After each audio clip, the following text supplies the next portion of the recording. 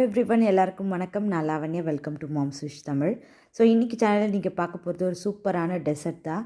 Fruit mix pudding எப்படி செய்கிறதுன்னு தான் நீங்கள் இன்றைக்கி வீடியோவில் நீங்கள் பார்க்க போகிறீங்க. இப்போ வாங்க வீடியோக்குள்ளே போகலாம். நெக்ஸ்ட் நம்ம வந்து புட்டிங் மிக்ஸ் எடுத்துக்கணும்.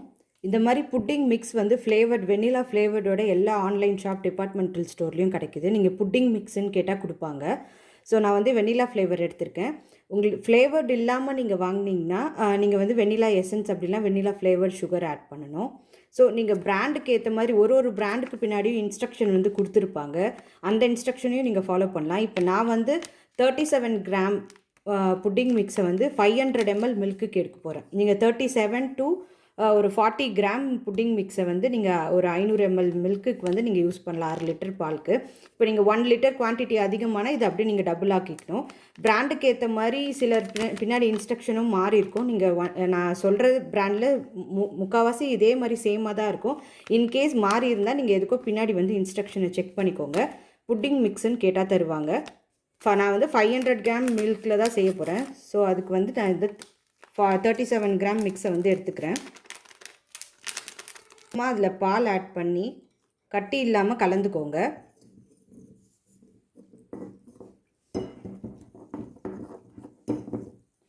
இதில் வந்து சுகரோட லெவல் கம்மியாக தான் இருக்கும். அதனால் நான் டேஸ்ட்டுக்கு வந்து ஒரு 4 to 5 ஸ்பூன் சுகர் ஆட் பண்ணிக்கிறேன்.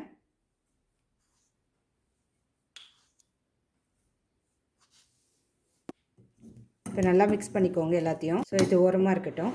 நெக்ஸ்ட் நான் இன்றைக்கி வந்து 500 ml மில்க் தான் எடுக்க போகிறேன். இது வந்து 250 ml டம்ளர். அதனால் நான் இதில் 2 டம்ளர் மில்க் எடுத்துக்கிறேன். இப்போ 1/2 லிட்டர் மில்க் நான் எடுத்துக்கிட்டேன்.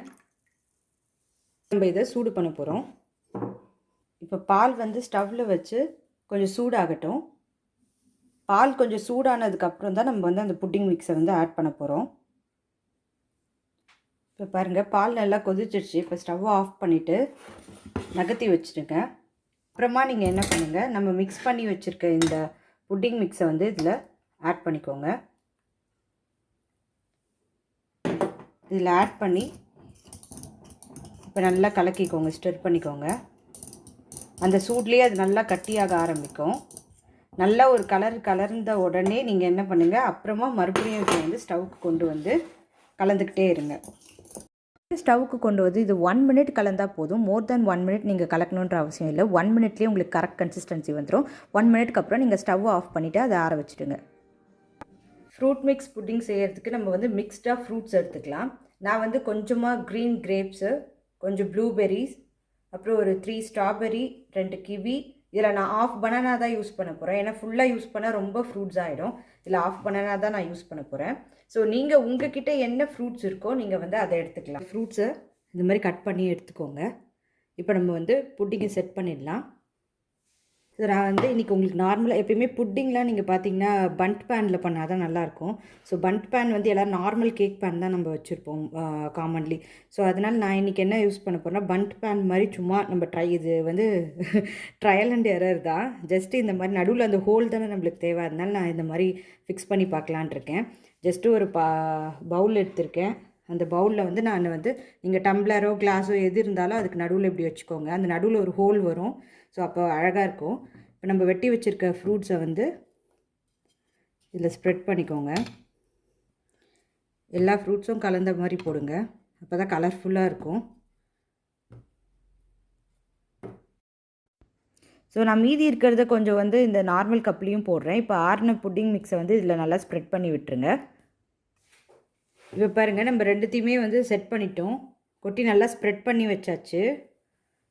இப்போ இது ரெண்டுத்தையுமே நம்ம வந்து செட் பண்ணியாச்சு. நான் வந்து பண்ட் பேன் அந்த ஷேப்பில் வரணுன்றதுக்காக தான் இந்த மாதிரி பண்ணியிருக்கேன். இல்லை நீங்கள் அப்படியே நார்மலான இதில் கூட அப்படியே கேக் மாதிரி ஃபுல்லாக நீங்கள் பண்ணி வைக்கலாம். நான் மீதி இருக்கிறத இதுலேயும் போட்டு வச்சுருக்கேன். இப்போ இதை வந்து நீங்கள் வந்து ஒரு 3 to 4 hours வந்து ரெஃப்ரிஜிரேட் பண்ணணும். ரெஃப்ரிஜிரேட் பண்ணதுக்கப்புறமா நம்ம பார்க்கலாம். ஸோ ஆஃப்டர் 3 hours நான் ஃப்ரிட்ஜிலேருந்து எடுத்துட்டேன். அந்த சின்ன கப்பு வந்து நான் ஷூட் பண்ண மறந்துட்டேன். அதுக்கப்புறம் தான் எனக்கு ஞாபகம் வந்துச்சு. ஸோ இப்போ வந்து நம்ம இதை வந்து இப்போ பிளேட்டுக்கு ட்ரான்ஸ்ஃபர் பண்ணலாம். ஸோ நான் அந்த நடுவில் ஃபிக்ஸ் பண்ண அந்த கிளாஸை வந்து எடுத்தால் நல்லாவே அது வந்துடுச்சு. ஏன்னா நல்லா செட் ஆகி இருக்கவே அது வந்து ரிமூவ் பண்ண ஈஸியாக இருந்துச்சு. ஸோ இப்போ நம்ம வந்து பிளேட்டுக்கு ட்ரான்ஸ்ஃபர் பண்ணிடலாம்.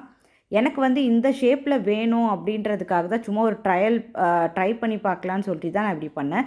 நீங்கள் வந்து இப்படி தான் பண்ணணும்னு இல்லை, உங்களுக்கு எந்த ஷேப் தேவையோ நீங்கள் அந்த பாத்திரத்தில் போட்டு இது பண்ணிக்கலாம். இப்போ நம்மளுக்கு சூப்பரான ஃப்ரூட் மிக்ஸ் புட்டிங் ரெடி ஆயிடுச்சு. இந்த சம்மருக்கு ரொம்பவே நல்லாயிருக்கும். இதுக்கு மேலே நீங்கள் ஹனியோ இல்லை நட்ஸோ எது வேணாலும் நீங்கள் ஸ்ப்ரெட் பண்ணிக்கலாம். So enjoy this recipe. So இதோட நான் நெக்ஸ்ட் வீடியோவில் சந்திக்கிறேன். அது வரைக்கும் stay healthy and keep smiling. டடா, பை பாய்.